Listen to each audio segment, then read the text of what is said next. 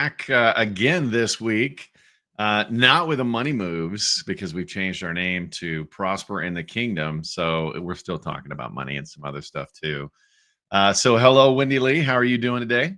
Doing great. We're getting fall weather. Leaves are changing. It's pretty.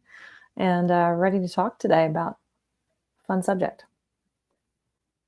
Which is what? What are we talking about? Health savings accounts.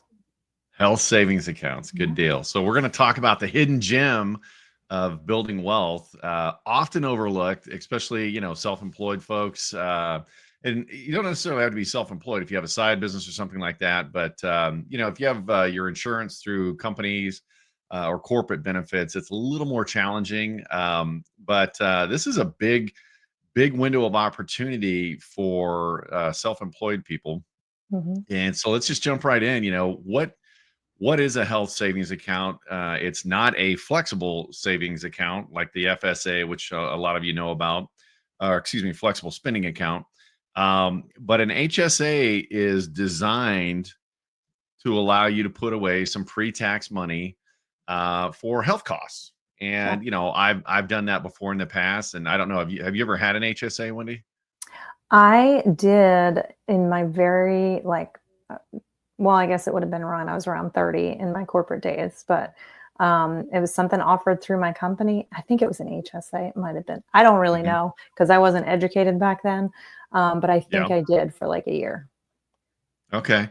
Well, and I've done it in the past as well. And what I thought it was just, okay, I'm going to put some money away for expenses, for medical expenses for myself, for the kids, and it saves me a little bit on taxes every year. hmm And on the surface, that is what it does. I mean, that's kind of the basic of it. But when you really start diving in, there's so much more to it.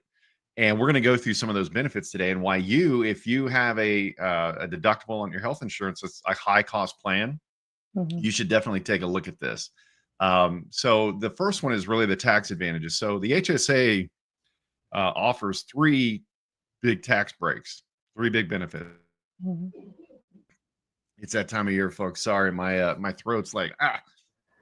But if you look at the triple or the trifecta benefits of the HSA, number one, all your contributions are pre-tax, kind of like your 401k or retirement plan or things like that. So it comes off the money that you have as income. So which means you have lower taxes on it. So you don't have to pay taxes on it.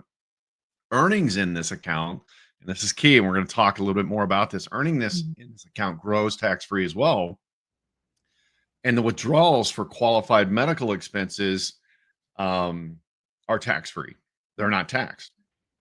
So I put the money in, it doesn't count as income. It grows in there tax-free, so I don't have to pay taxes on it, the growth every year. And if I pull that money out down the road for um, medical expenses, qualified medical expenses, I don't have to pay tax on that either. Now, we're not giving tax advice. I want to be clear on that. So talk to your tax advisor on that. But what a great opportunity. So you think about that. Oh, yeah, I'm going to put it in this account. It's a fixed account or whatever, but hit the brakes. Think about this. What if you were to able to put your HSA, there's no limits on hmm what it can grow, right? Now, there is a limit on what you're allowed to put in there every year. And you have to have a certain deductible on your insurance. I think it's 1,600 for 2024, and I think they're bumping that up to 1,650 for individual. hmm I'm not sure what the family is, but you can look to see if you qualify, right? But imagine if you could put that money in there, it could grow as much as you want, and there is no limit. It rolls over from year to year, Yeah. okay, which is also different from an FSA, but it rolls over from year to year. What a fantastic way to plan for healthcare in your retirement years. Think hmm about that. Yeah. You get to sock some money away, tax-free this, tax-free that, and you pull it out tax-free for qualified health needs later in life because again, that rolls over year after year after year. So for the folks that, man, I don't know about if I want to do long-term care or something like that, what a great alternative. Not to mention what a great way to lower your taxes and grow money that you can access later in life. Because let's face it, we're all going to have healthcare needs, right? Yeah. Yeah. And most people don't realize that. I mean, I think that's key that it does roll over. You're not required to use that money in any certain time frame on Nope. healthcare expenses. So if you don't need to pull the money out for your current healthcare expenses, use money out of your own pocket and let that grow tax-free. No, and that's the thing. I mean, like I said, unlike that FSA, it's not a use it or lose it, right? Mhm. And that's where a lot of people get like, oh my gosh, if I don't use it, I got to hurry up and use it, right? Or I'm gonna lose all that money. No, you don't lose the money. So Mhm. it can roll over from year after year, from decade after decade. So think about that. That's some huge compounding opportunity there. Number three, once you achieve a certain balance, usually around $1,000 or so, plus or minus, the HSA allows you to invest that balance in stocks, bonds, mutual funds, stuff like that. So, wow, now we've got this whole other avenue. And I'm Mhm. sure some of you are like, oh, yeah, I've known about HSAs for years, blah, blah, blah. Well, good for you. I didn't. And I thought, man, what an amazing opportunity. I found out about this about 2 years ago, Mhm. and I wanted to dive a little deeper into it. And now I'm doing some, planning and preparation for 2025. I'm like, you know what? This is the year I'm going to make that happen because I've got some other things going on, but I want to make sure I leverage this because it's a huge opportunity because I'm coming into that red zone of retirement, right? And I want to Mhm. make sure that I'm stacking cash away that I can use for healthcare in my later, when I'm in my 70s and 80s. And I don't know about you, but I don't really want to pay taxes on it. So if I can Right. do that legally and ethically, right, I want to leverage that. So why not? Right. Absolutely. So here's the big kicker. Here's the big kicker. After age 65, and this is based on the research today, it could change, but after age 65, you can use HSA funds for non-medical expenses without penalty. Wow. Think about that. You still have to pay the income tax. Mhm. Don't get me wrong, but you now have another stream of Mhm. revenue, of income set aside for HSA. So you can have it as this whole other account. So it'd be like your 401k, for example, and I'm just using that as a hypothetical, right? But well, all your medical expenses, that doesn't count against your income for taxes. But I've got this, if I do pull it out and use it for other stuff, buy a boat, whatever, convertible, I have to pay taxes on that. But if it's for medical expenses out of that Mhm. account, I don't have to pay it. Well, and So that's a another huge, go ahead. I'm sorry. sorry, another thing people don't realize too is there's not a time limit on when you submit your receipts for those medical expenses. So if you save your receipts for medical expenses and pay out of pocket, and then in the retirement years want to use that money, you can submit your receipts later and pull that out at a later date as well. Exactly. Exactly. And it gives you, it gives you a lot of flexibility. And not everybody or every company does this. But there's some big, big names out there that, does it. I'm not going to advertise for them, but, do the research before you look into it. But what a great opportunity. And again, I talked to somebody yesterday on this, and rather than put all of your eggs in one basket, Mhm. right, you want to diversify your strategies, but you've also got to be looking at those tax strategies, guys. I mean, because it's not about how much money you grow. It's about how much money you keep. And, the old argument, and I've said this in the past, and I'm going to say it again, the argument from traditional advisors is, oh, you'll pay less taxes in retirement. And that is the biggest crock of crap you will hear. And the reason is number one, think about it. Taxes today, taxes 10, 20, 30 years from now, are they going to go up or going to go down? They're going to go up more than likely, right? Secondly, through your life, through your working career, you've got an income. In retirement, you don't have an income. Why? You quit your job. That's the whole point. Mhm. But one of the things in your working years, you have usually several tax deductions in your favor, right? Number one, you've got whatever you're contributing to your pre-tax strategies, which this could be one of them. Number Mhm. two, kids, those little tax credits, right? Three, most people are buying a house, they're not paying cash for it, so they're financing it, so all that mortgage is a write-off, right? And then lastly, any charity and donations that you put, you get to write those off as well, beyond the standard deduction and things like that. A lot of people take the standard deduction, but you've got a lot of tax benefits. You've got an income. Taxes are lower today than they are later in life. So what happens when you retire? Kids are out of the house. Well, Mhm. they may be living in your basement, but you don't get to write them off anymore, right? Secondly, your charity, typically when you're in your retirement years, because you care about that charity, you donate your time, not necessarily just stroke the check. You don't get to write off your time, right? Thirdly, the house, even if you still have a mortgage on it, all of that's front loaded. So your mortgage interest isn't, that big of a write off anymore, right?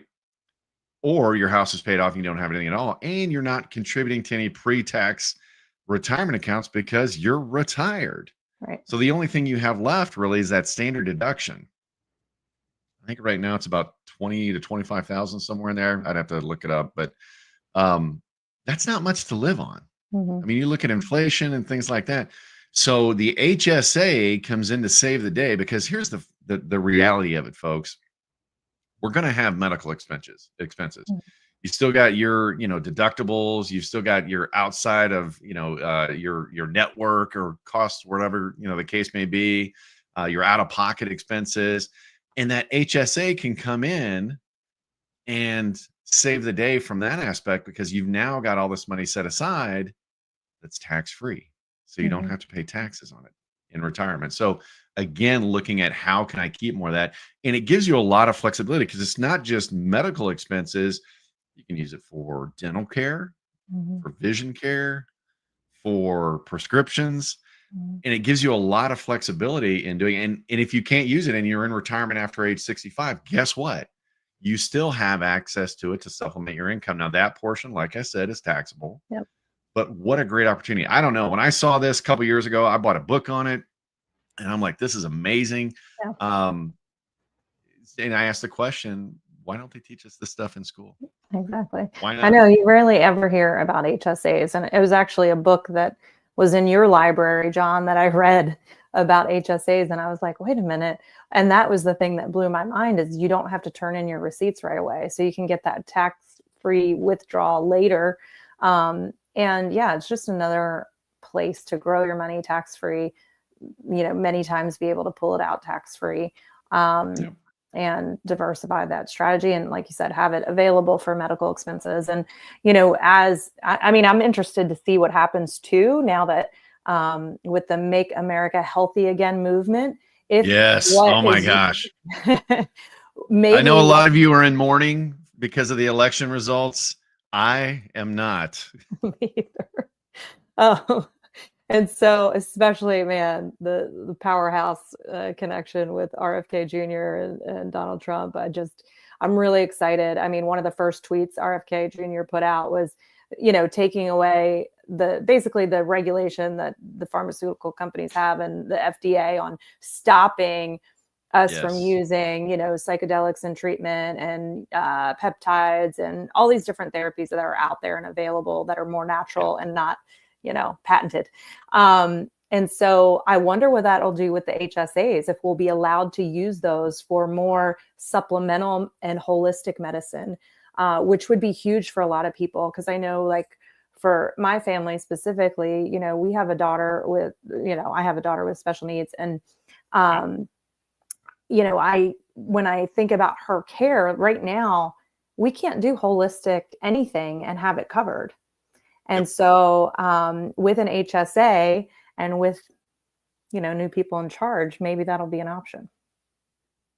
No, I think, and I'm telling you, ever since COVID, and we all went through that, and, regardless of, where you stand politically and looking at that, I think America as a whole began a great awakening. Yeah. We realized we were trading our time for money. We realized that we were living lives that were not necessarily what we wanted to do from a personal journey. And really, I think people started waking up to that. And now that, hey, you need to come back into the office, that's going away. You're seeing entrepreneurship on the rise. And we started really looking at what's causing the health issues and things like that. And I'm not going to get into, the whole shot, no shot, that thing, but just looking at what we're putting into our bodies. Why are the companies, able to put certain things in our food and not in European food or, other countries, things like that. So I think this is just, again, a continuation of that. And I'm excited to see, America getting healthy, and, hopefully we'll have the economy we did 4 years ago, prior to 2020.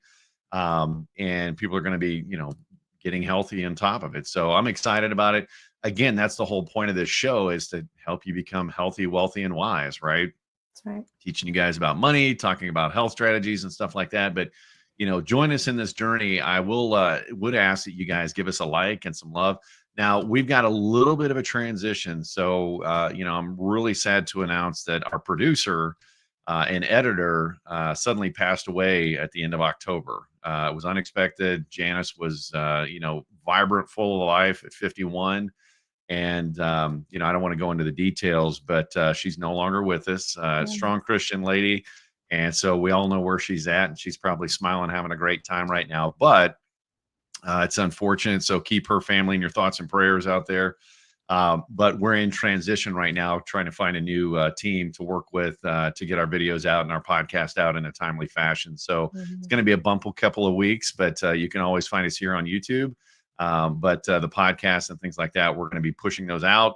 But just be patient with us and show some love. Share it on your social media as well. But again, the new Prosper in the Kingdom, I think it's all coming. It's like the perfect storm, that movie, right? It's all coming together right at the same time. Yeah. And again, the goal is to help you and your family become healthy, wealthy, and wise from a biblical perspective. So again, I just want to say thanks to everybody. God bless you out there. And Wendy, thanks as always for being here. And let's go out, be awesome, and build a fantastic future for you and your family. Bye, everybody. See you next week.